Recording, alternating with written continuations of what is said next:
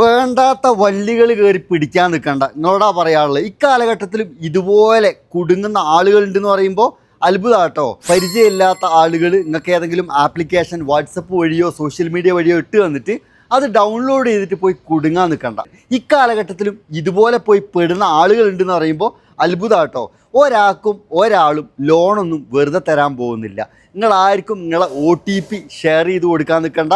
നിങ്ങളെ ബാങ്കിൻ്റെ debit card, credit card, ഇതിൻ്റെ നമ്പർ ഒരു കാരണവശാലും ഷെയർ ചെയ്ത് കൊടുക്കാൻ പാടില്ല. അതേപോലെ തന്നെ നിങ്ങളുടെ എമിറേറ്റ്സ് ID, തിരിച്ചറിയൽ കാർഡിൻ്റെയൊക്കെ നമ്പറുകളൊന്നും ഒരു കാരണവശാലും ഷെയർ ചെയ്ത് കൊടുക്കാൻ നിൽക്കണ്ട.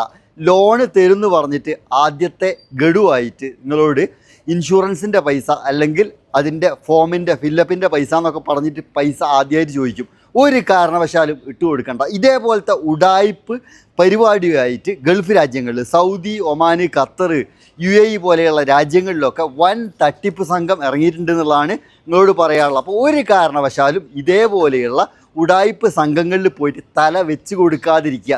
തിരിയുന്നവന് തിരിയും, അല്ലാത്തവൻ നട്ടം തിരിയും. പെട്ടുപോയിട്ട് പിന്നെ പറഞ്ഞിട്ട് കാര്യമല്ല.